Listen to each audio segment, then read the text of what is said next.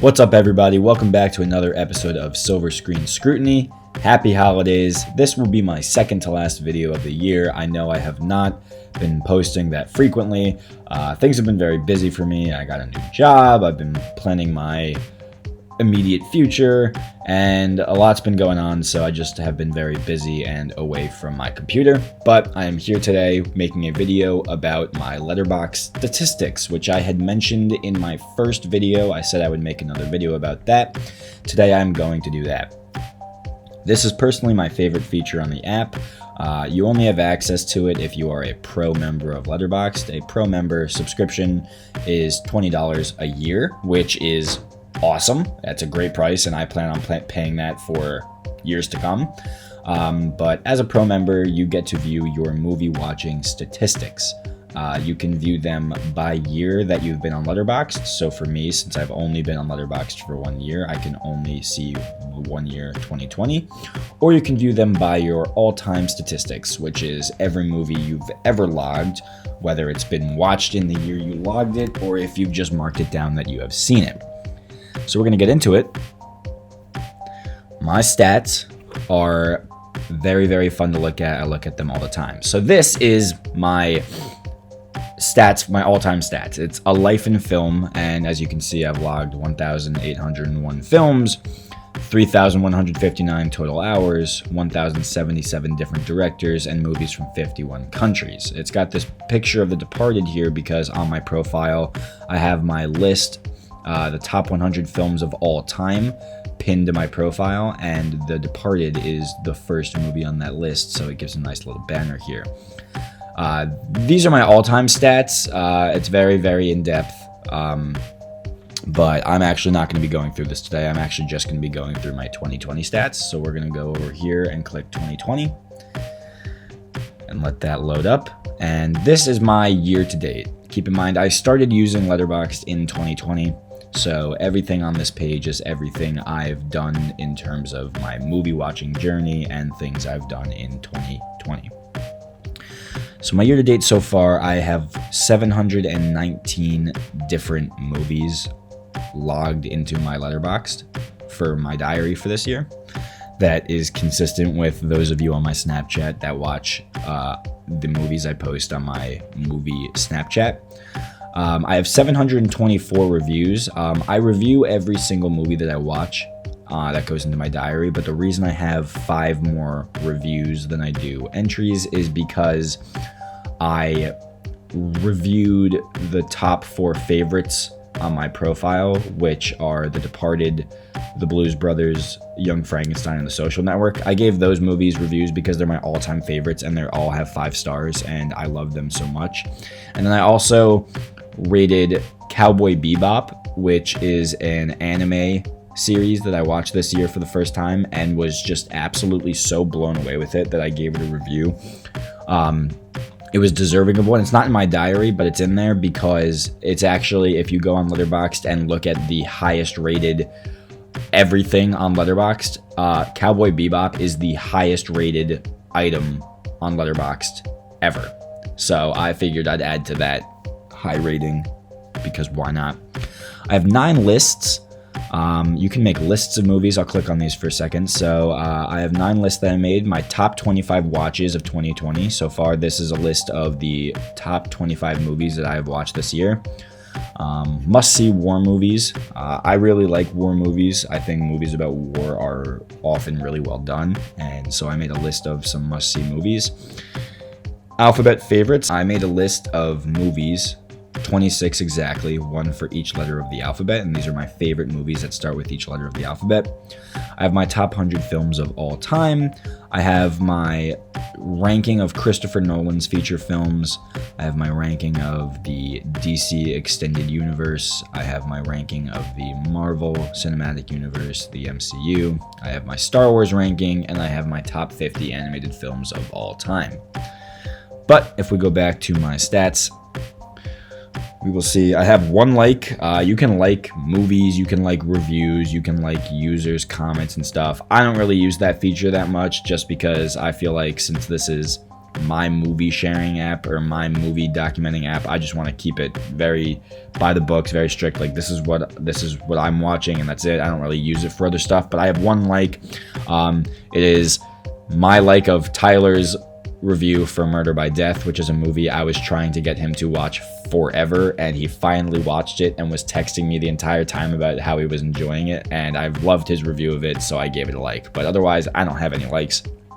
I've left 2 comments on things. You can't view comments because your comments are all over a million different things, so I can't actually click and view these. But I have 2 comments. I'm going to be honest, I don't even remember what they were on. And then I've logged, for 2020, I've logged 1,387.3 hours worth of watching movies. These are my highest rated films, and this is not highest rated films I've watched in 2020. These are highest rated films I've watched in 2020 that came out in 2020. So the number 1 film that I think I've watched in 2020 is The Trial of the Chicago 7, which I thought was fantastic. Aaron Sorkin. It came out on Netflix a few weeks ago. I gave it 5 stars. Palm Springs, the Hulu original, I gave 4.5 stars. The Hamilton recording, 4.5. I'm Thinking of Ending Things, 4 stars. Charlie Kaufman, wacky movie. Devil All the Time, I thought was pretty interesting, 4 stars. To Five Bloods, Crip Camp, which is a documentary, and Bad Boys for Life. These are the top movies I've rated that came out in 2020. So this is pretty cool. The films by week.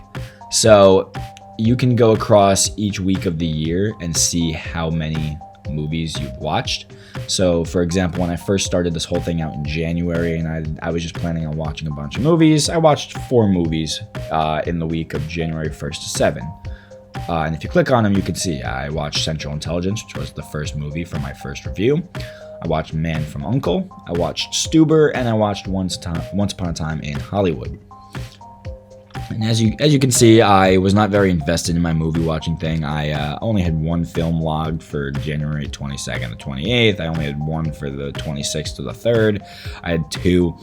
But then you can see it starts getting a little bit higher, and this is because this is where the lockdown became apparent, and I was stuck in my apartment, or I wasn't stuck because I chose to be there, but I was in my apartment in Ithaca, and I had nothing to do but watch movies. So you can see I watched 31 movies in 1 week. I watched 32 movies in 1 week. I watched 31 movies. Like all these movies I watched because I had nothing to do, and you can see my movie watching time really basically almost peaked here. But it did absolutely peak the week of September 16th to the 22nd when I watched 37 films. This was the week that I watched I had finished the Alien franchise and the Predator franchise, which actually began in the week before it. And so you actually only catch the tail end of it. But I watched, did not mean to do that. I watched a bunch of franchises that week. So the Mission Impossible movies, the Rocky movies, the spaghetti western trilogy from Sergio Leone, Jurassic Park, Rambo, Terminator. So there were a ton of movies in this week, and that was the peak movie watching week for me this year. And as it gets to the end of the year, obviously there's 1, 2, 3, 4, 5, 6 weeks left of the year, and I'm very busy now. I'm working, so my movie watching will definitely slow down, but I'm going to finish out the year watching some films. I've watched 719 films, which is an average of 65.4 per month, which is a lot. That is still on average 2 films a day, which is more than most people do, and that's 15 per week. Again, it's slowed consistently. It's been slowing consistently, but the average of 15 per week is still pretty solid. And over here, you can see the days of the week and the number of films I've watched on each day of the week. So on Monday, it's been 99 films total on Mondays this year, 102 films on Tuesdays, 100 on Wednesdays, 99 on Thursdays, 108 on Fridays, 105 on Saturdays, and 106 on Saturdays. Now, it is entirely unintentional that they happen to be this close. Every film is no farther than 10 movies. Every day of the week is no more than 10 films away from another. So this is entirely unintentional. It just happened to be that way, especially during this whole era when I was watching movies at a constant rate every day. This is entirely unintentional, but I am trying, now that I'm aware of how close these are, I am trying to spend the rest of the year, and by December 31st, on the last day of the year, I'm trying to even out all of these numbers so that every movie watched from Monday through Saturday, the number is the same, and I will have watched the same number of movies every day. So the milestones for the year. My first film of the year was Central Intelligence. Nothing special, you know. It was all right, but I didn't love it. I gave it 2.5 stars. But that was the first movie I watched, which was on January 1st. And the last film I watched, most recently, which was 3 days ago, was Eyes Wide Shut, which is Stanley Kubrick's last film. And I thought it was fantastic. I really loved it. I've had a lot of conversations with people about it since I've watched it, but I thought it was fantastic. And that was the most recent film I've watched. Been a little busy, so I haven't watched one since. You can feature lists here, but I haven't done that because I don't really feel like it. So here you can check out the genres, the countries, and the languages that you watch movies. So for 2020, the most watched movie type is 387 films of drama. I really enjoy dramas. They're probably the most common film out there. So I've watched 387 dramas this year. I've watched 221 comedy films, 199 action, blah, blah, blah, all the way down to 70 fantasy films.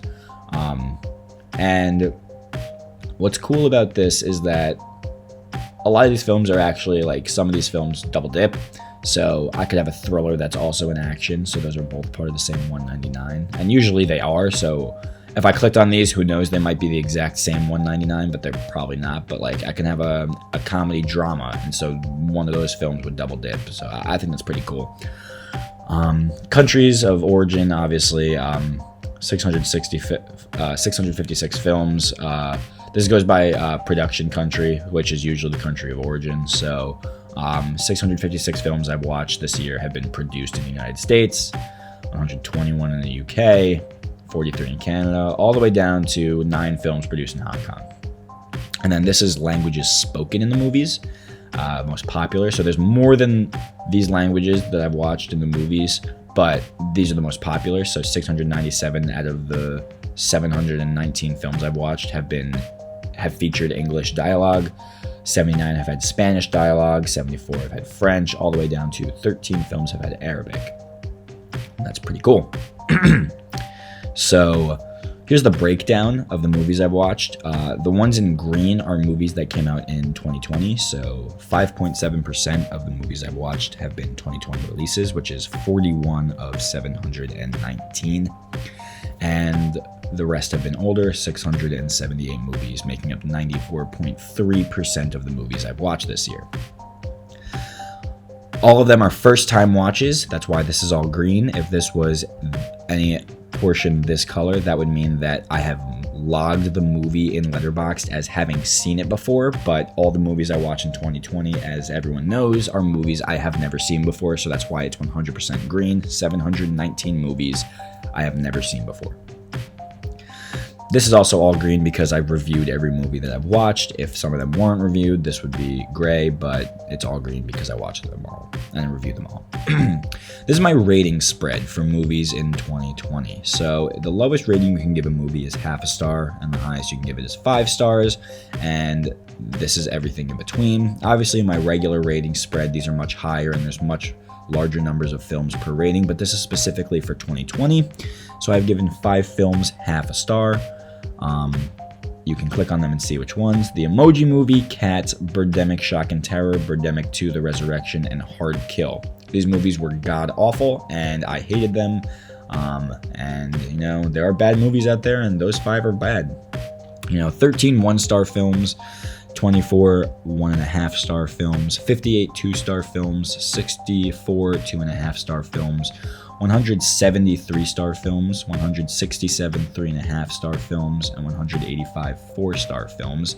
These 3 are pretty close because these are like the most average ratings that movies get, and those are typically what I find movies to be are pretty average. 4.5 stars are 28 films I've watched this year, and only 5 films I've watched this year I've given 5 stars, and those 5 are Snowpiercer, The Peanuts Movie, Citizen Kane, Brigsby Bear, and The Trial of Chicago 7. All very enjoyable movies. My watch list. So you can make a watch list on Letterboxd and you can add movies that you want to watch. So in total, I have added 676 different movies to my watch list. And of those 676, I have watched 358. I think right now my watch list currently holds like 320-ish movies. So I'm going to start working on those soon. But I have seen 358 out of the 676 that I have added to my watch list. So this is one of my favorite parts. You can see your highest rated and most watched stars and directors of the year. So the most watched stars this year for me are Robert De Niro. I've seen, in terms of the number of films I've watched this year, Robert De Niro has been in the greatest number of them. I watched 17 movies with Robert De Niro this year. I've watched 15 with Willem Dafoe, 14 with Tom Hanks, Steve Buscemi, Tom Cruise, Brad Pitt, John C. Reilly, J.K. Simmons, 13 with Matt Damon, 13 with John Goodman, Seymour, 13 Sam Rockwell. So all these movies and these numbers are the number of movies I've watched this year that have that actor in them. And this is not like they star. This could just, if they're in the cast at some point, that could be a cameo. They're in the movie. I've watched it with them in it. That's it. And I could see my highest rated. So for the year, the number of people I've rated. So Song Kang-ho, 4.8 stars. If you look, he's in Snowpiercer and Parasite. The 4.8 stars is the average of the ratings I gave to the movie.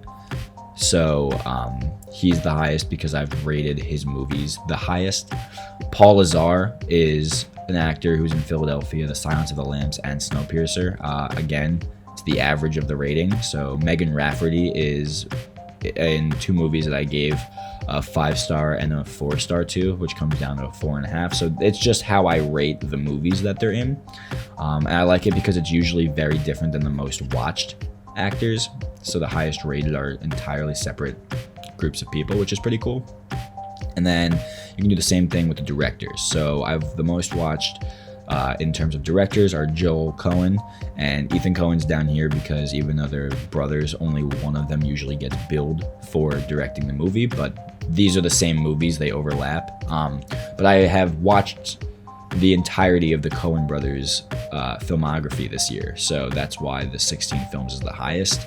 I've watched 10 Spielberg movies, 9 Scorsese movies, 8 Clint Eastwood movies, 8 Oliver Stone movies, 8 Ridley Scott, all yada yada yada, all the way down to 4 Sergio Leone movies.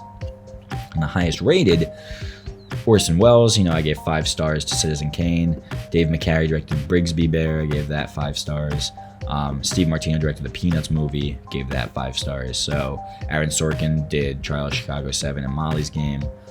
So that's, again, a little different than the most watched directors, which is pretty cool. But I really enjoy this feature. It's kind of really cool to see who you like and who you spend the most time with in film. It's pretty fun. So going down here is really cool, but really, it's so detailed. You can view the crew and studios, your most watched, and again, highest rated. My most watched co-directors, William Roberts co-directed Bambi and Dumbo, and he's the most watched co-director. Samuel Armstrong with him did Bambi and Dumbo. They're the 2 most watched. Producers, Steven Spielberg produced 21 movies that I watched. Harvey Weinstein, Bob Weinstein, they both produced 17 movies that I've watched this year. It's really cool. Writers, you can, I've watched 5 movies written by Billy Ray, it's just really in depth. Like no one would ever need to know this, but the fact that it's there is so cool. Like my highest rated co-directors, people that you've probably never heard of because they're all behind the scenes, but they've all been rated so highly on my scale because of the art that they have created. It's so cool. It goes in so many categories: production design, art direction, set decoration. I've watched 5 movies with set decoration by Karen O'Hara. Like, I don't personally know who Karen O'Hara is. Like, I've never heard of her, but she gets around Hollywood because she did 5 of these films, and it's so cool to look at. Composers, I've watched 20 movies composed by Hans Zimmer, 21 by Carter Burwell. It's just such an interesting statistic. And then I like the studios. You can see which studios I've watched the most of. Now, all of these studios are all studios I've heard of. I don't really watch obscure studios. I mean, there are obscure studios on here. They're just not, I haven't seen enough films from them to put them in the highest watched, but they're there. My most liked review. Users can like reviews and stuff. It was this movie Stretch with Patrick Wilson. It was good. I don't have a huge following on Letterboxd. I think like 10 people follow me, which like is fine. Like it's just for me, really. I don't really care. But this review that I wrote, 3 people liked it, and these 3 people are random people. I don't know them. I don't follow them. They just, I guess, were looking at reviews of Stretch and liked mine. My highs and lows. My highest average, which is the movie that I rated that has the highest average rating amongst all Letterboxd users, is Parasite. I gave it 4.5, and the highest is 4.6. The lowest average is Birdemic 2. I gave it half a star, and it's the lowest average rated movie, which is a 1.1.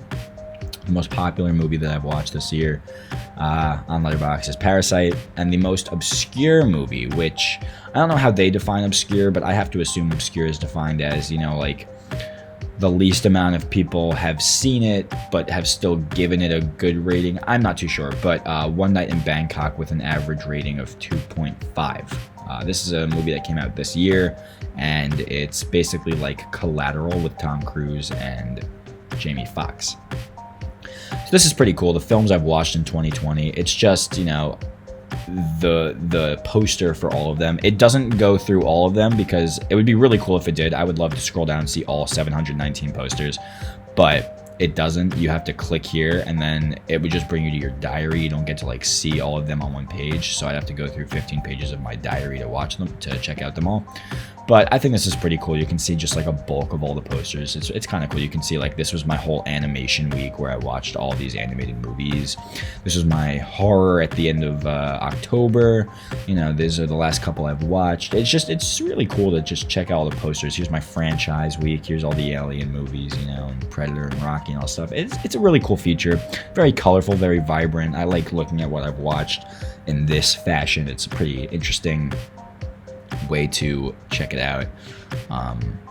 And it's just crazy that these are all movies I have sat down and watched and enjoyed or not enjoyed this year. Like every single one. I remember watching this. I remember watching this. I remember watching this. I remember watching this. I remember watching this and this and this. Like it's so cool. So this is a world map. This is where the movies come from. It's basically like the stat above where the films were produced or primarily filmed.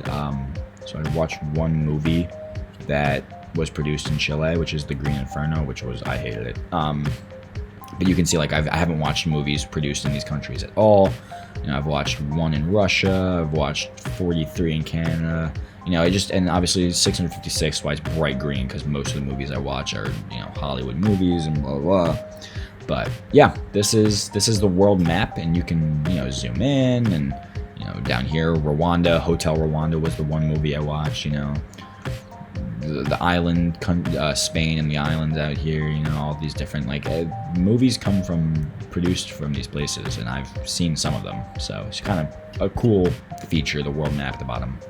And then last but not least, highly rated films that you're yet to see. So these are movies that have actually come out in 2020 that I have not seen yet that are very highly rated. So, Taylor Swift, the recordings of her album, Ben Platt, live at Radio City Music Hall, Middleditch and Schwartz. I actually did watch some of that, but I didn't finish it.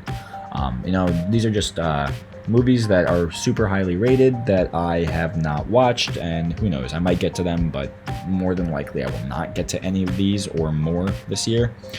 And that is my stats. You can see powered by Letterboxd. I love their logo. But that's my stats. My 2020 stats are pretty interesting. My all-time stats are much, much more in depth. 1,801 films total. You can see your highest rated decade was the 50s, which has the highest overall rating of the movies watched in the 70s and the 60s. You can see the lists. It's a little more in depth. This is a pretty cool list. You can see the top 250 movies rated on Letterboxd. I've seen 93 of them. I've seen 89 of the 100 highest grossing movies of all time. I've seen 89 out of 406 movies in Guillermo del Toro's film recommendations. I've seen 37 of the top 100 animated movies, 4 of the top 100 docs. It's very, very cool. You know, you got collections here. If you've seen all movies of a collection, you'll put them together. So I've seen all 4 Avengers movies, the Avengers collection, the Back to the Future collection, Alien, Batman. Pretty cool. The all-time stats are a little more in-depth. Don't really have that much time to go into them. But, you know, all-time most watched stars, Samuel L. Jackson, 40 movies. Steven Spielberg, 19 films. Same kind of thing, though. But that's pretty cool. If anybody ever had any questions about my life in film, my all-time stats, you can just hit me up with those. And I'd be happy to go over my stats. They're pretty fun. I love doing that. But anyway, those are my stats. Those are my 2020 stats. And I actually have a special guest to talk about some films. I have Tyler Harner with me. He's going to discuss his top and not top movies for the week, his pick, his skip. He has 2 movies to discuss, 2 recommendations, or rather 1 recommendation and 1 he doesn't recommend. But here he is. Here's Tyler with his pick and skip of the week. Hey there, Matt. Tyler Harner here. Thanks so much for having me on. Long-time listener of the show and a big fan of what you're doing, so keep up the good work. I'm here giving you my picks and skips for the week. I'll give 1 of each, and I'll start here with Fox's New Mutants that came out just this year in 2020. Has been delayed for way too long now. Tons of reshoots. Cast is bashing it. Everyone else is bashing it. It's really not something to write home about. It's just a pure waste of $70 million in my opinion. There's nothing of value from this. There are no cool powers. There are no interesting characters. Everyone is pretty hateable and has one defining characteristic. They really focused hard on the horror element, and then also tried to focus very hard on the friendship and chemistry between the team, and both just fail so spectacularly. There's almost no Act 2 in this movie. It goes just straight from Act 1 into a kind of a final climax that just feels rushed, unnecessary, and unexplainable. Nothing in this movie is interesting. There's no real antagonist besides the vague allure to Mr. Sinister's Essex Corporation. If that was maybe even a little more deeply explored, it could have been something exciting, but I felt nothing for anyone here and was so relieved when it was over. There wasn't even an end credit scene. That's how little faith they had in this thing continuing. So if you're looking for a superhero movie to really fill your, or maybe scratch your itch, since we didn't get many Marvel or DC films this year, I'll just say that New Mutants is not the one that's going to do that for you. So yeah, if you're looking to have a good time with New Mutants, I don't know who could. I really don't. Maybe blind and deaf people. For my pick of the week, it's actually a good movie for the holiday season here, going into Thanksgiving. I just watched this movie by Trey Edward Schultz. It was his first feature film. It's called Krisha. It's sort of the story of this mysterious woman coming back into a family dynamic and just kind of bringing up past family demons and kind of terrors that threaten to disturb the peace of this kind of family, with a lot more hiding under the surface. And it is an 81 minutes of just pure anxiety.